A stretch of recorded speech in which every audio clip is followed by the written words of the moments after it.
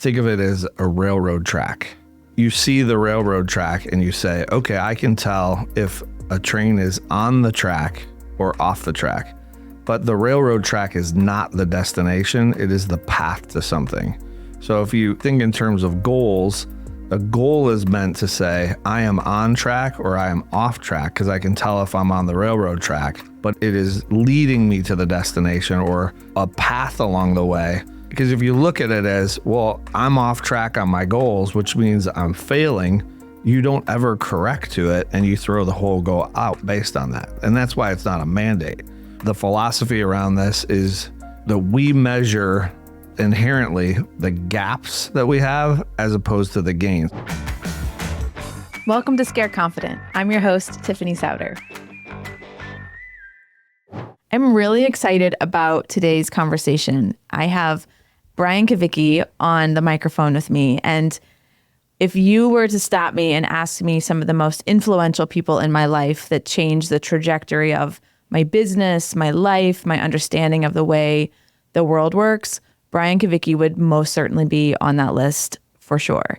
He's been on the pod a couple of times, and every time he's here, these episodes do really, really well. And so over the last couple of months, I've been talking to him about being a more consistent voice on the podcast. And good news, he's agreed to be that. So I get a lot of questions about not just my life of and as it relates to like functionally, how do we do it, but the career circle inside of a life of and is a really big part of our lives. And there's leadership development, there's growth mindset. There's like, how do you walk into the room and know that you can do and be the thing that you are supposed to do and be? And there's nobody who has had a more profound impact in my life in that circle. And so I'm excited to welcome Brian and have him be a more consistent voice on the show. So thanks for being here, Brian. I want to provide kind of a thoughtful backdrop to the seasons of Brian and I's relationship. We have worked together for 13 years, and it's hard, actually, I think, to add value for that long into one person's life. Like, just continue to grow with me, to grow with the business, to grow with the season of my relationship with the agency and the business and what that looks like. And so I see there's like 3 or 4 stages. I know exactly how long we've worked together because I was pregnant with Ainsley when we met, our second one. And she just turned 13 this week. So I was super pregnant. I was really scared, but really couldn't say that out loud to anyone because I was supposed to know what I was doing, or I felt like I was supposed to know what I was doing. And you came in on like a sales call, and I was like, started out fairly guarded as one does. I didn't know you from a hole in the wall. And my business was not even $1 million in revenue. And the first time I'd had a baby, everything broke. I had to lay people off. It was the Great Recession, the financial recession. And so I had this connection in my head that when I have babies, my business breaks. And there was this like memory inside of my body that was being, I don't know, triggered, I hate that word, but like pulled up in a way that it was just overwhelming. So that was really where our relationship started. And you called it. Do you remember what you said to me? I heard all the associations going on in your head of, this is what happened last time, this is what happened this time, this is what I'm starting to think about. But it was, I am worried that if I take time off, if I spend time on this child, that as I walk away from the business is going to flop because I am so needed here. And that was the thing you were worried about, was you were so integral. And if you were out of it, but it wasn't really that, it was the business wasn't performing. And that if you stepped away, you knew that it would get worse. Mm-hmm. Yeah, totally. But I couldn't say that out loud. Right. It's about the baby. Yeah, totally. So that was really when we met, when we started working together. And I was like, if you're so good, fix this pile of crap, in so many words. Like, you've met your match, because this feels like a big mess to me and I don't know what to do. So that was like season 1. Then we got through that season and we really fixed the growth problem that we had. And I really learned how to sell. We started to get a ton of velocity in the business. And that was like season 2 was, holy crap, the top line is growing like crazy. But what started to happen is I didn't have the maturity or sophistication to understand how the business needed to be built underneath it. And so Tiffany, the rock star, showed up. I over-indexed on my confidence and my ego, and we grew and tripped through that season of life. Yes. There was even a moment where you said, we know how to grow so well that if I lose clients, it's okay. Yeah. And we'll talk a little later about how that was a tragic flaw. But we did fix the growth problem, and we started to figure that out. And then I started to be like, okay, yes, I know how to sell, but what if I don't want to do this and be this exact thing for the rest of my life? How do I build the business, get the leadership team around me, get the organization to be in a sales mindset, not because we're trying to take things that don't matter to the marketplace, but because we want to help in a genuine, thoughtful, and growth-filled way. So how do we do that well? And so then it was about really taking, I feel like, what I had learned and you helping me pull it all the way into the organization so that I have the opportunity to be and do what my life looks like now, which is, yes, element 3 is a part of the pie, but my life of and has a lot of different projects and things in it, including this podcast, investment in other businesses that you also support and work with. And so it's allowed me to take what I know across a much bigger denominator of things to be able to expand my impact, my growth, my abilities. And that journey that I've been on from like this kind of more like a little chicken, this little chick that was like wanting to grow into something big, but I didn't know how to do it. And you've been a really important partner in that journey. So what I thought we would do together in this first episode, I think the subsequent episodes will most likely be really fueled from audience questions, things I've already have in queue. But I thought I'd start with my own kind of lessons and journey with you. And I pulled out 5, I'm saying lessons that have helped me win at business and in life, 5 lessons that have helped me win in my life of and we'll kind of pick through what was the vignette in my own life that was going on in that season. And then maybe you can add some just broader perspective because you work with, how many businesses have you worked with over your 25 years of doing this? Hundreds? Yes. And I think what's unique about you is that you over-index actually on female CEOs and entrepreneurs. Why do you think that is? And what percentage of your business is women? It's probably 70% of the CEOs are women. I have no idea. It was never intentional. It kind of just happened, but I don't know. I've asked the question several times and I haven't gotten great answers, but I think it's you understand, you listen, you hear, you don't make me feel dumb. I think those are critical things. And I think people are looking for mentors and somebody that's going to give them the wisdom, but not leverage that wisdom in any way. And I don't leverage it. What does that mean to leverage it? One of the motivators people have, like if you think about ego things, your ego says, I want to achieve something. I am going to achieve that thing because I am the main ingredient. And so when you seek out a mentor, sometimes that mentor says, I want to be the one to take credit for your success, which means I'm going to leverage my wisdom for what your success is. Mm-hmm. I want something out of that. Mm-hmm. I think that's true. I also think that there's this, I don't know, this is particular to being female, but there is this expectation that I feel like you had of me that made me stand up straighter in my chair of like, yeah, that's right. Like your image of what I could achieve and what I could do and my potential in seasons was like even more than I could see. And that I feel like drew me towards where I was going, like even faster. I don't know. I don't know if you hear that as well, but I think that's true for me. Yes. And I think it comes from my belief. If you look in history, and you go back in historical and major historical events, there were always women who were significant in those events. And I think when you look at the world, whether it's the glass ceiling or somebody saying you shouldn't be doing this, it's all this idea of let's suppress this because the capability and the ability is so high because the emotional intelligence there, I can understand people, I'm doing things for the right reasons. Those types of things propel women.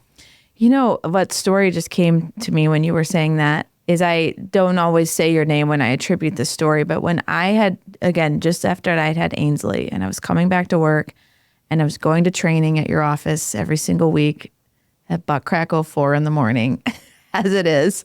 And I was saying, I feel so guilty about being a working mom. And I think it was you that asked me, do you really feel guilty? This like potential of, like, you talk about this, seeing this potential and capacity in women and like calling out that emotion. Because I know that a lot of women you work with, they're all working moms. And so they kind of walk this tightrope of like, where is the line right now in this season of life for my family about what percentage of my time is mom time, what percentage of my time is working mom time, what percentage of time is like, I just got to go pursue these goals right now because it's in the best interest of me and my family. But that means making some real sacrifices. How do you think about coach women through that? Because I'm sure that is on the docket a lot. It's that they realize that it all has to work together. And even when you're setting goals and objectives and this is what the business needs to do, it's through that lens of this is what it needs to allow me to do with my family. This is, we're going through a goal and we're saying, okay, let's set 10 or less goals for this year. It's things like we have dinner together every night, that I'm able to go to every event my kids have.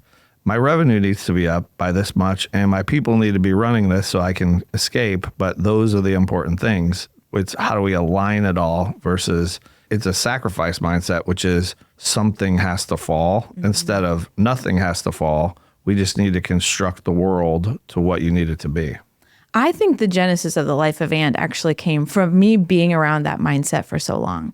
Because it is true, so many times when you look at what you want, you first go to something you love that I'm like, I'm going to have to give this up to go get that. And you would always say, why? Why do you have to give that up? That might be the first thing that you've identified that you could solve it with, but you like that. Why would you give that up? That's like silly. And I would be like, oh shoot, you're right. And just forcing you back to be like, how do I make both true in my life? How do I grow the business 50% and make sure that I'm home for every single kid's event? And I think you're just like commit. That is just the way you see the world. You never have to remind yourself to think like that. That's not totally true. It's not? Okay. No. Great. No, I think everybody when you're in it in life, you don't see what's in front of you sometimes. And I will find myself guilty of certain things where you go, I'm doing the same thing that everybody else is, because you do recognize it, but you don't always see, oh, this is that. I have this habit that is not helping me in this direction, or I have this priority that isn't really a priority that I'm allowing to take over. Yeah, I am not perfect. You're not perfect, Teflon, on that. Okay, so let's move into these 5 life lessons that I've learned. This is just the way my brain works. It like synthesizes things into groupings. So the first one I wrote down is, if it's all your fault, then you can fix it. Yes. You want to talk about what that is? And then I can say that the life lesson is, if it's all your fault, then you can fix it. So it's first taking the responsibility that it is your fault. And responsibility is everything that is good is my fault. Everything is bad is my fault. And they're equally mine. Because you can't have one without the other. You can't say, oh, only the good stuff I should take credit for. The bad stuff's not me. That's an excuse maker. So then if you follow the rule in your head of, the business is performing consistent with how I've designed it, then you can say, well, I made a mistake in my design, or I did the wrong things to this. But if you did, that means you can fix it. So it's very easy to fix the problem. And I think people get discouraged that if they think, oh my gosh, this broke, this is not good. This is what, like, I lost a customer, this happened, I lost a key employee. Well, something that you did caused that to happen, or didn't allow for the emergency of, well, we didn't have the fire trucks rolling ready to go when that happened. And it's right there in front of you of, oh, it's a simple fix. You're good to go, but you can't see it, especially when you're in it. So my vignette of this is when we were in the recession of 08-09, and I had my first daughter in January of that year of 2009. The December of the year before was our best month ever. And I was like, oh my word, we totally have it figured out. And then all this stuff happened with the financial crisis, Lehman Brothers, all the stuff. And I was 5 years into the journey. We had 5 cents in the bank and 5 clients. It was just a very fragile time in my life. Personally, I felt very vulnerable, and like having your first kid and all the changes you're going through that you just don't know what to do. And so personally, I felt like, oh my gosh, my life has just been like thrown up in the air and all the pieces are all over the place. And then professionally, I was still so early in the journey. And I was like, you read the news and it's like, hey, the financial crisis happened. And I was like, that is what caused my business to have a terrible year in 2009. And then we spent the next several years paying back, the people that we owed money to and just the shit show that I had made for us in my lack of decisions early in that season of life. And you said to me, that's all your fault. And I was so mad that you said that to me. And I was like, what do you mean? Look, do you not see the headlines? Do you not see everything that's happening in our economy? This is like once in a lifetime financial event. What do you mean it's my fault? And it was true that there was an outside force that had disrupted my plan. But what I couldn't admit to myself at the time is I didn't have a plan for what to do if my plan wasn't the only plan. And I remember you saying to me, like, growth is not possible. Like, there's no way that we can. You're like, well, somebody spends money in every economy. And so your job is to figure out where that is, who's doing well in this new environment, and who's going to need marketing support as a result. It might not be your current clients. It might not be who's in your field of play right now. But if you're fast and smart and strategic and focused, you can still get towards your goals. Instead, I kind of shut down. I went underground mentally because I didn't know what to do and I was super afraid. And that became such an important training ground and lesson going into COVID, which we navigated a few years ago, because we were like a freaking stealth bomber. Like, we knew exactly what to do, but it probably took me 3 or 4 years to really be able to get all the lessons I needed to from the financial crisis of 08, 09. I was actually thinking about that time frame. So the way that you structured your business at that time is that you were heavily reliant on other people who had more experience than you did.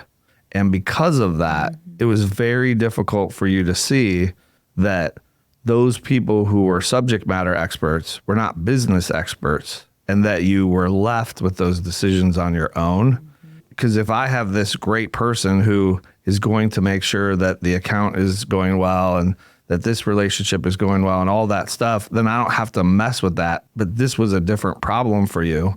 And what I think you actually learned is, I have to fix this. I have to get in front of this. I can't rely on other people to do this. And you figured out that was I'm finally an entrepreneur because I'm going to figure out what I need to do. And that period of time led to those significant changes where you said, I need a way to track marketing results and to use data so that our customers aren't always asking if it works. And then you went down that path because you were in figure it out mode, as opposed to looking at everybody going, just tell me what to do, and just being a part of the business. And then the 2020 thing, I remember that day I came in here for something else and you're like, what do you think of all this COVID stuff? This is going to be bad. This is going to be bad. I was like, nah, it's fine. I mean, it was bad, but as far as the business, it was, nope, you're fine. People will need this more. You're good. Yeah. And we did need to adjust, but we ended up, accelerating through COVID. We were such a better company 18 months after it kind of all passed. We made decisions quickly, assertively. We were on top of communication with our people and our clients. Like, the posture of it all was so different. And I felt like it was, my redemption round. And you're exactly right. I was like, oh, this is the moment where I lead. Yeah. This is the moment where I decide. I get intelligence, but I am driving what's happening and I'm on top of it. You're exactly right. And everybody followed. Yeah. Yeah. So that's lesson number 1. If it's all your fault, then you can fix it. The second one I wrote, and you can tell me what words you would use for this, but my summary of it was, goals are guides, not mandates. What phrase would you use for this? And I can. So if you take that of goals are guides, not mandates, think of it as a railroad track. You see the railroad track and you say, okay, I can tell if a train is on the track or off the track.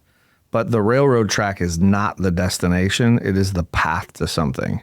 So if you think in terms of goals, A goal is meant to say, I am on track or I am off track, because I can tell if I'm on the railroad track, but it is leading me to the destination or a path along the way. Because if you look at it as, well, I'm off track on my goals, which means I'm failing, you don't ever correct to it and you throw the whole goal out based on that. And that's why it's not a mandate.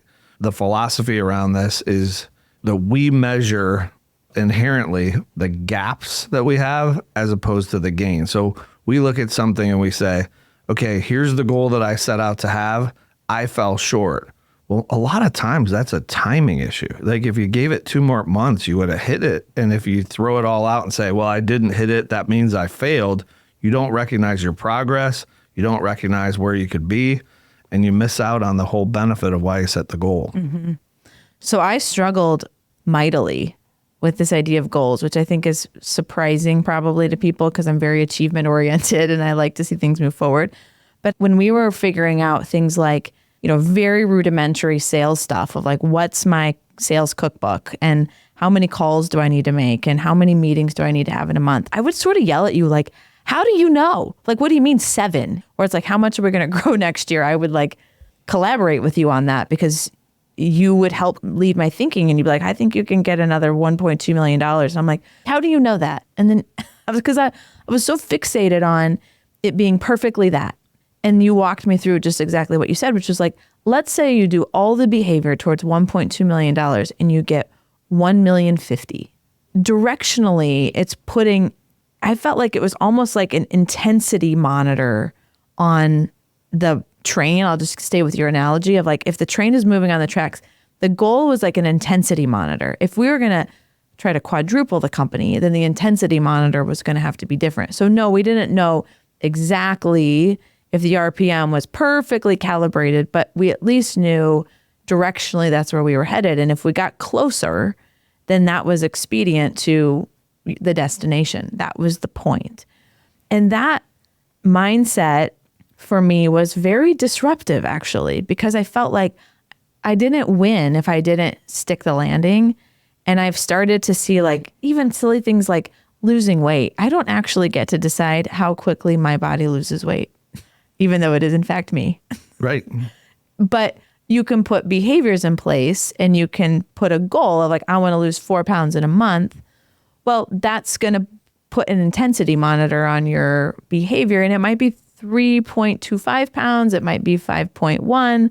But again, you're directionally closer to where you want it to be. And that was a great release for me. I think there can be like, I can get obsessive in my head and almost like this weird perfectionist mindset that just doesn't serve the broader picture when I get like that. And this idea of like, the goal is a guide. It's a train track. It's moving you towards where you're going. And it might get messed up by a surprise boulder or a surprise event. And it's like, that's okay. Just keep the train moving in that direction.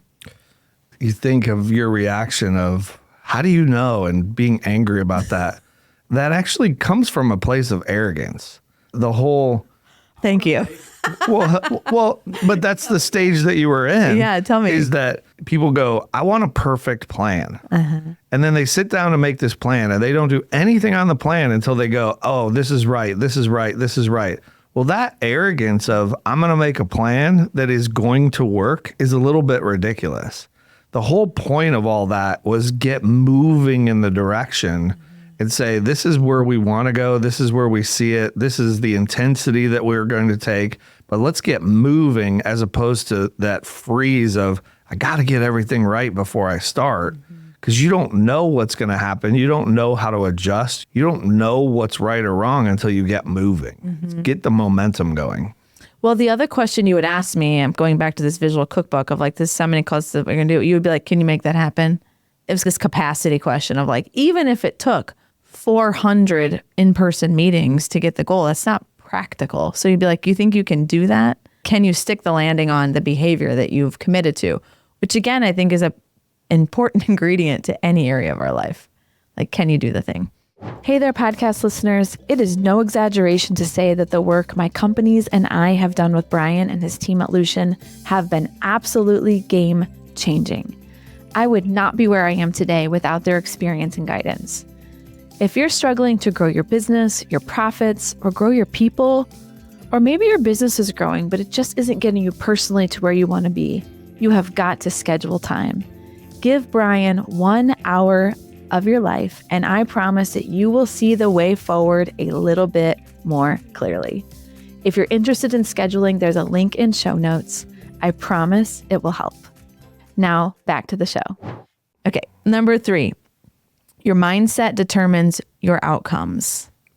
So I think everyone views their life through a filter, and your filter is what was your background, what was your story, what have you gone through in life, and you see the world as you are, not the way the world is.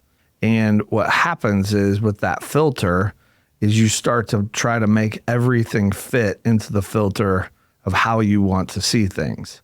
And that mindset is going to drive where your actions, your behaviors, your objectives are.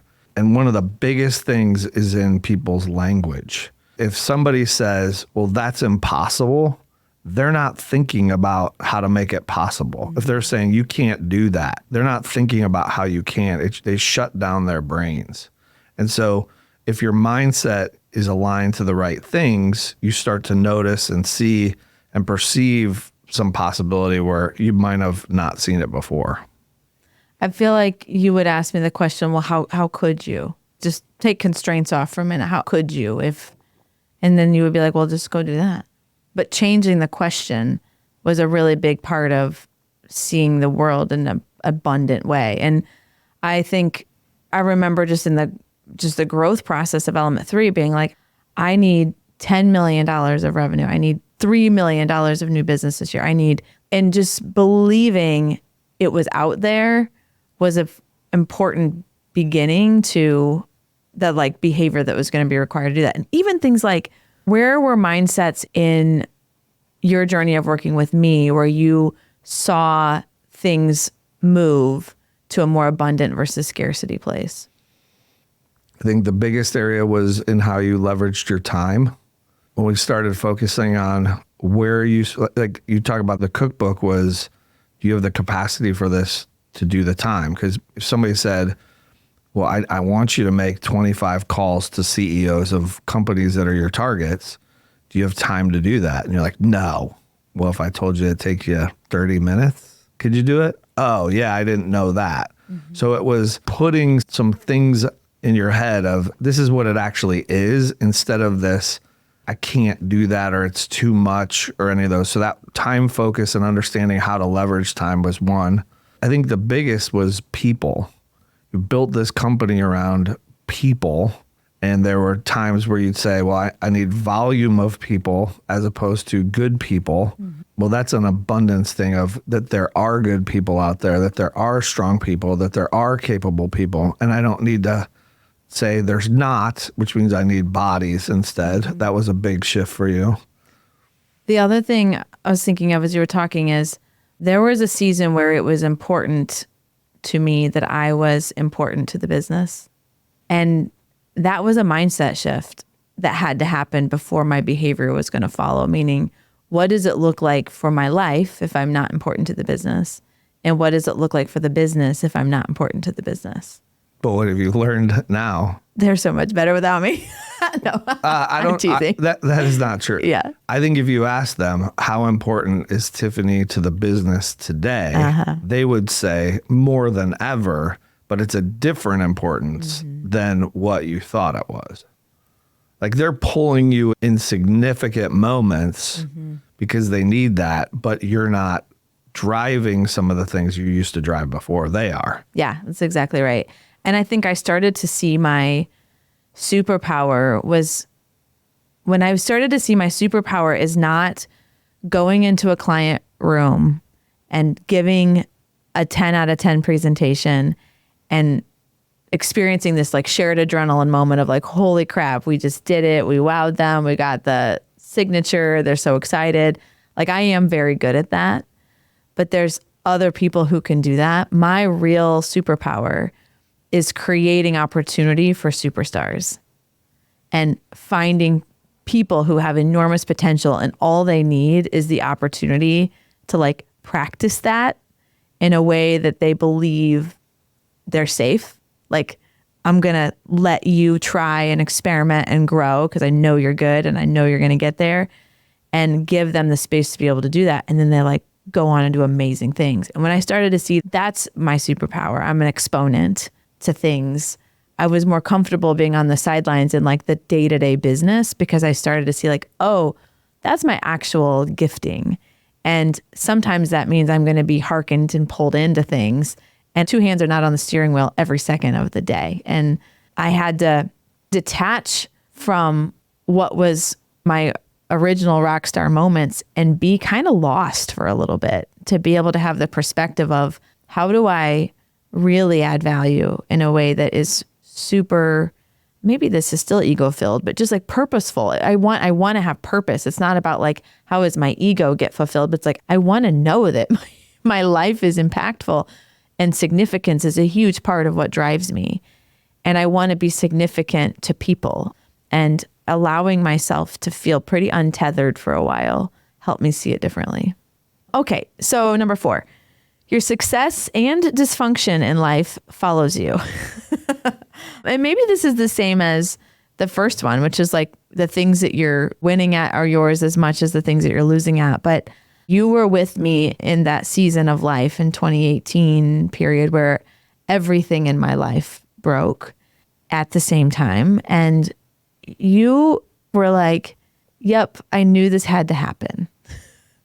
I've been watching the Jenga tower be built, and at some point I knew this was going to come down, but you had to let it happen in a lot of ways because I needed to learn. I'm putting words in your mouth, but the fact that it came was not a surprise to you. It was to me. What did you see playing out? And maybe I'm mischaracterizing this a little bit, but the places where I had faulty, I'll call it like ideologies or faulty ways that I believe the world worked, they played out across every area of my life. It wasn't just professional. Yes. At the core is you didn't want to see it. And I think that comes from the everything is going well. Like when things are going well, we don't look for what's not going well. We want to ride the wave of wow. Because think of all the cycles you've been through of things that didn't go well. You're finally doing well. You're finally being recognized. You have great things happening. And you're not going, okay, where does this all fall apart? Especially when you're looking through your life from a positive mindset of, hey, I'm finally doing something. Things are coming together. And the only real issue that made it difficult to navigate is that you took credit for it all. And you said, well, this is me and I'm doing this. And that's where the strong people around you started to look at you and said, no, what about me and what we're doing and all those things? And that's where stuff starts to crash, is that they became invisible. Mm-hmm. Where do you think that came from? Because you've known me for a long time. It's like not really who I am. But why was that like, I don't know, like a shield I needed to wear? I think you're very good at studying people and figuring out people. And you see role models and success and you see these things and you say, I'm supposed to be like that. And to a degree, I think you lost part of your identity because you didn't go, well, I don't have to be anything like that and I can still be who I am. And that means I'll have greater success. I think that's the trap that you fell into is I'm supposed to look like this. I'm supposed to be like this. These are the things that are supposed to happen. And you just fell into that. And a lot of people do. Mm-hmm. It's the recognition. It's the reward. It's the kudos. And your personality, if somebody says, you did a great job, you're like, yes, I did. It's finally happening. And you just fell into that trap. Uh-huh. But we have to have the struggles to know how to make the achievements. And we have to have the failures to know what not failing looks like. So yeah, you did need it, but there was no purposeful withholding of, let's cause this failure. It was, hey, it finally broke. There you go. Uh-huh. Which is helpful actually when you, like, I think you have this way of looking at things as not catastrophic. Like when it's, and I guess when it's not you, it's maybe easier, but it's like those things felt catastrophic. And you were like, well, let's like look at it. Or you've got some new choices to make and you probably need to make some different decisions, but this isn't catastrophic. I think it's even more than that. It's not only not catastrophic, look back at how much stronger other things are because those things happen. So the only reason that I go, yeah, this isn't that bad, is because I've seen the other side of those things to go, oh, it's going to be fine. It's going to be so much better because this happened. If all you see is, oh my gosh, this is terrible, and you never look at what's at the other end of the tunnel, yeah, you're going to feel like it's catastrophic. Okay, last one, which I think is like a first cousin to what we were just talking about. But if everything is a big deal, nothing ever becomes a big deal. I think we overreact to things that trigger us emotionally. So a customer calls you up and says, hey, we need to have a meeting. We've got some serious things to talk about. And you freak out and you overreact to that instead of going, I wonder what this is about. And what happens when you overreact or make all the insignificant things more significant than they are, or vice versa, is you never really focus on what's important. And part of that is not having a rudder at all to go, this is what matters. And you don't have your priorities in order. You don't have your boundaries set. So everything becomes a big issue, or you're immune and numb.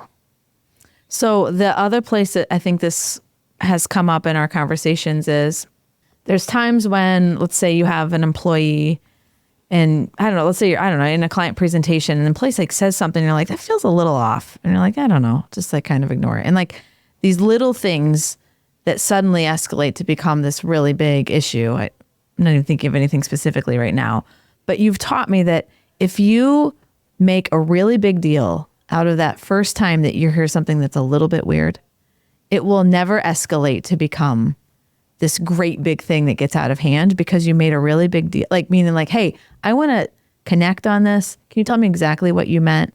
Can we get aligned on your reaction there? Because I want to make sure that we're on the same page. And an overreaction, I'm kind of using in quotes, to what seemed like a little bit mundane keeps a really big thing from happening. Like you're not super far apart, even in your like marriage and stuff. Like, hey, your reaction to that was really different than I was expecting. Can we chat about that for a second instead of letting 5, 6, 7, 8 times go by and it becomes this really, really big deal? So I feel like you've taught me that even with clients, like I want to follow the daylight. I am energized by positive things in life. I want to win. I want things to be happy. I want people to be at parties. That's the sandbox I want to play in full time. So the idea of pulling issues proactively to the surface of the water was a learned behavior for me. If it's a roaring lion, I will deal with it. But other than that, I'm just going to assume things are good. I wrote down, like you said, your job as a leader is to find problems. I want there to be a day where suddenly I am like frolicking through a field of daisies. That is what I'm working towards. And you were like, oh my gosh.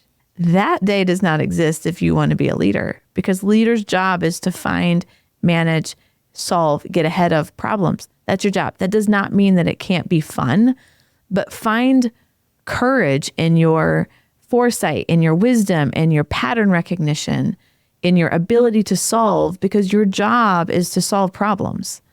It is other people's jobs to like hang the banners, so to speak.